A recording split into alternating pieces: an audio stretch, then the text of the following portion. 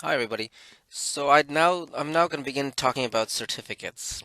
And certificates is something like I equate it to like a minor really at Hopkins.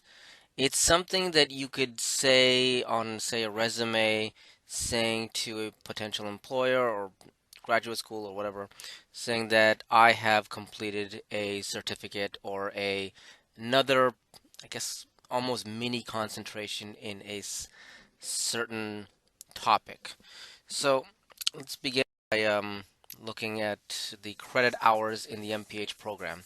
So you're supposed to have, so you can either go MPH customized program or the optional concentration. I spoke about this before. So you can concentrate in a variety of topics. I myself concentrated in epidemiology and biostats, but there's a whole bunch of others. But like I said before, this is not stated anywhere else on your diploma saying that this person has concentrated anything. So you can actually do something called a customized program. You can do whatever you feel like you want to see or do. So you can have there's about you're supposed to have about 80 some odd credits for the MPH program. And if you do the customized, you can see it's basically a 50-50 split. But if you do a concentration, you'll see that you'll need about 30 to 40 credits for the core requirements. There are core classes you're supposed to be taking.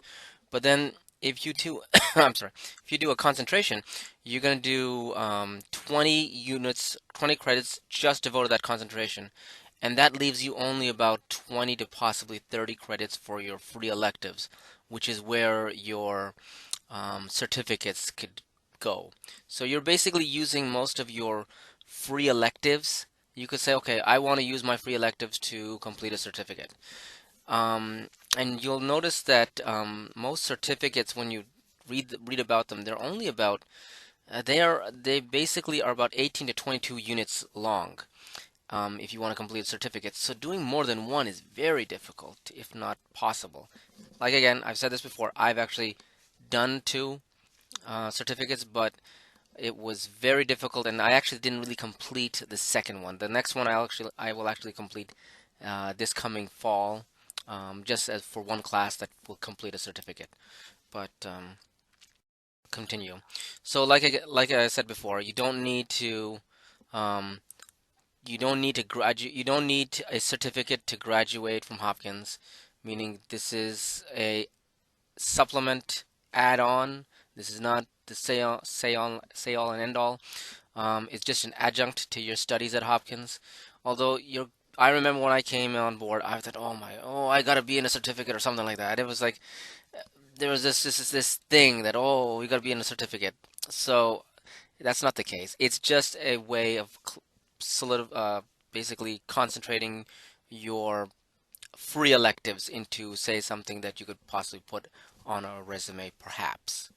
So, um, again, it's not necessary. So, like again, I said, it's sort of like a minor. They're recognized by the school. They could be recognized by their employers or grad schools.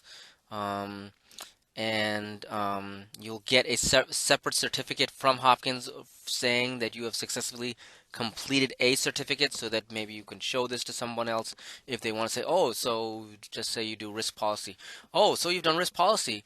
Have you completed a certificate for that? And you said, yes, I have, and here it is. So, and